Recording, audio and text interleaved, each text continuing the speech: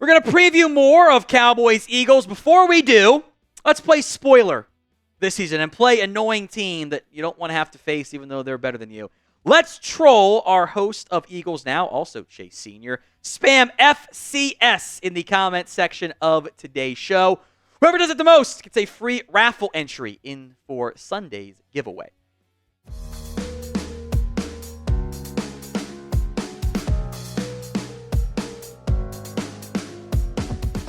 The Cowboys are home underdogs for the first time in a long time by this level. In fact, this is the first time since the Cowboys played the Bengals all the way back in 2022 that they are a touchdown or more underdog.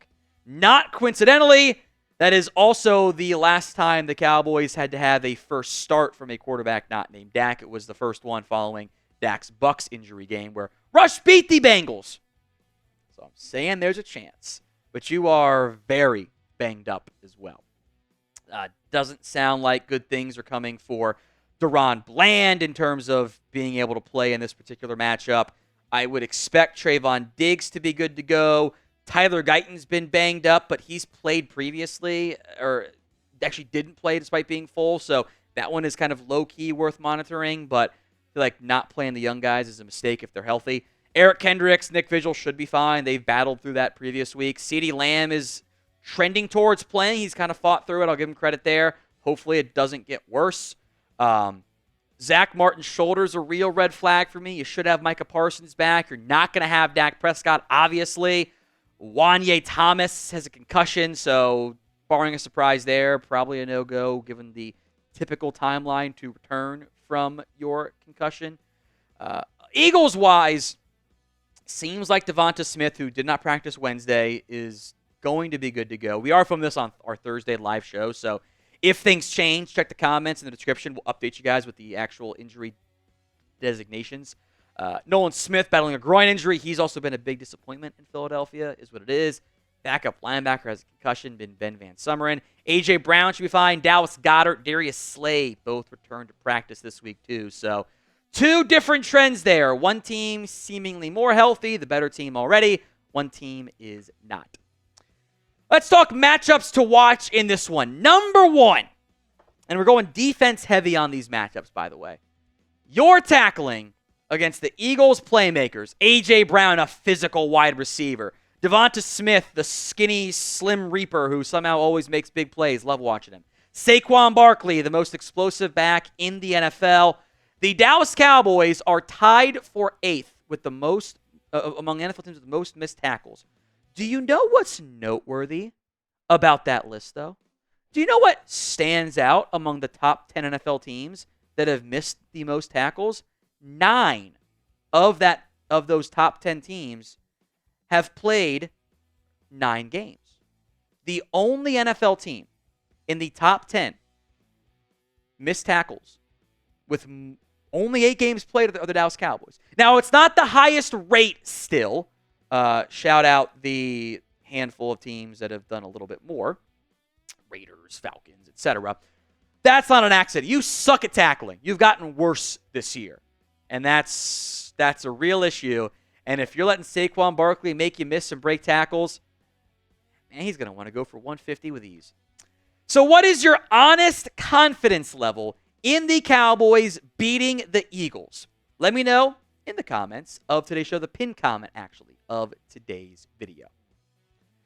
We'll see how the Cowboys deploy their corners. I would not be surprised to see A.J. Brown be matched up a decent amount against Trevon Diggs. Because Brown is more physical and also, still fast, I wonder if Diggs is a slightly better matchup there. I think A.J. Brown's going to play. He was limited this week of practice, which means he's going to be good to go. Been a bit banged up this year. He's really good at football and hasn't shown any decline. And what you'll see Philadelphia do is that they will hit you with runs and runs and runs, and then they get a single high look, and it's a bomb to A.J. Brown. It's a bomb to Devonta Smith. If they get that single high look, they will take that chunk play shot. Can you get a pick off of one of them? Trevon Diggs is really good about doing that when it was Carson Wentz. He has also not been that good this year. I think Diggs is very much suffering from the supporting cast is doo-doo syndrome, especially in the run game, because he's a bad run defender. He is not good in that area. Well, when the opposing team gets to run the ball a lot, it makes that player's weakness even more. If you can stop the run without him, it's a fine player. And in general, if we're really worried about the corners tackling, it means you got a lot of issues on your defense. Number 3 matchup is Jalen Hurts versus DeMarvion Overshown. I don't know how much the Cowboys will use that Deshaun Watson, Lamar Jackson strategy of allowing Overshown to be a spy against Hurts, but that is worth watching. That is worth considering, and how they deploy Overshown in read option looks. So they're going to do more of those attempted scrape exchanges, which he did not have a good game against the Ravens with, had a much better game against the Steelers. The last couple of weeks for Jalen Hurts, by the way, he has very much upped his play. It was a little bit of a slow, shaky start for Hurts this season. He didn't have very good games against the Saints, against the Bucks, against the Falcons, against the Packers. In fact, he had as many passing touchdowns as interceptions. He took way more sacks. The last 4 games, he has very much settled in. He has thrown 6 touchdowns against 0 interceptions over the past 4 games. Plus, he's got 6 touchdowns on the ground. He had, in fact, if you include fumbles, he hasn't fumbled in his past 4 games after fumbling 5 times in his first 4. It's been a tale of 2 quarters for Jalen Hurts. He was not very good in September. He struggled. October, November so far, he has looked more like the guy we saw earlier in his career than what we saw back in 2023. Today's show is made possible by Prize Picks. Prize Picks is the best place to get real money sports action. With over 10 million members and billions of dollars in awarded winnings, Prize Picks has made daily fantasy sports accessible to all. You just pick more or less on at least 2 players for a shot to win up to 100 times your cash. Run your game all season long on Prize Picks. It is available in over 30 states, including California, Florida, Georgia, and thankfully, Texas. They have over 10 million users. You can sign up and join them with billions of dollars in award winnings. They also invented the Flex Play, which means you can only need to get 2 out of 3 out of these right and come out on top. You can follow my picks, Garrett Wilson, more than receiving yards. I love that James Cook number. 15.5 yards on the ground. Let's ride. Tyrone Tracy against the bad Panthers defense. The don't get fired game from Brian Dable. I bet he feeds Tracy heavily. Download the app today at prizepicks.com/CLNS and use code CLNS to get $50 instantly after you play your first $5 lineup. It's Prize Picks. Run your game. Link will be in the comments section and the description of today's show. Number 4 matchup to watch. It is the interior of your offense, which has not played well this year, against the interior of the Eagles' defensive line, which has been a little shaky at points. The guys you'll see the most of are Jordan Davis against the run. He has not been a good pass rusher, but his on-off splits and his just overall play, I should say, against the run has been pretty valuable. Milton Williams can rush the passer. Moro Jomo can do it. I am worried about a Jalen Carter big-time game against, Tyler Smith hasn't been as good as he was last year. I think that's an offensive line coach issue. Youngster Cooper Beebe and a banged-up Zack Martin / TJ Bass, that is not the same as it was in their prime. Number 5 element to watch is the brotherly shove against your, what I call the goal line D. I'm always a little bit surprised over how teams try to stop the brotherly shove. I don't really know, and the Cowboys have always stopped this way. Why do you go high? You going high isn't how you win a rugby-style scrum. That's all the brotherly shove is. Now, it has not been as effective. Turns out not having the greatest center ever in Jason Kelce is pretty good, or is pretty impactful. You have to go low. You have to fire off that ball low and be able to stop the push from the offensive line, and low man wins. Guess who's not good about firing off the ball low and quickly? Mozzie Smith. Not. By the way, Lynn Volchev has been actually even worse this year, which is, in terms of like the quickness, that's not a good sign. So what side of the ball do you trust more this week? O for the offense, D for the defense. Let's talk players to watch. Number 5 is Rico Dowdle. I would fully anticipate a heavier workload in the ground game because why wouldn't you? You have a backup quarterback in. If you were ever going to try to establish that run where you really have it except on 2nd and 10s this year, now is the time to do it with Rico Dowdle. Last year, part of the reason why you had success on offense, period, was you balled out on third downs. You have not balled out remotely on third downs. You've gone from the best third down offense last year, or at least second best if you want to include the Niners as 1A, 1B, to average at best. And that's a huge difference when you were only moving the ball on third downs. You need to get into, at worst, 3rd and 3s, which even then, if you're in 3rd and 4 and longer, the league average is a 40% success rate. It's not very good. You got to get some run game going. Take some pressure off your quarterback. If you're ever going to do it, this is the week. Number 4 is Terrence Steele. And inconsistency is the name of his game. He has had some trash games this season where he is just a turnstile. He has had better games this season. The difference between a good Terrence Steele game and a bad Terrence Steele game is really only 3 or 4 plays. That no matter what, in the passing game, I should say, it feels like he's going to get beat at least 3 times in pass protection.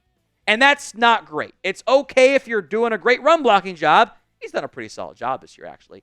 The right guard hasn't been as good in the run game, and it's really showing up this year, by the way. Plus, their scheme sucks. But when he gets beat 4, 5, 6, 7 times in pass pro, that's when it all gets ugly. Now, we don't want you to not watch our live watch parties this year. We want you here.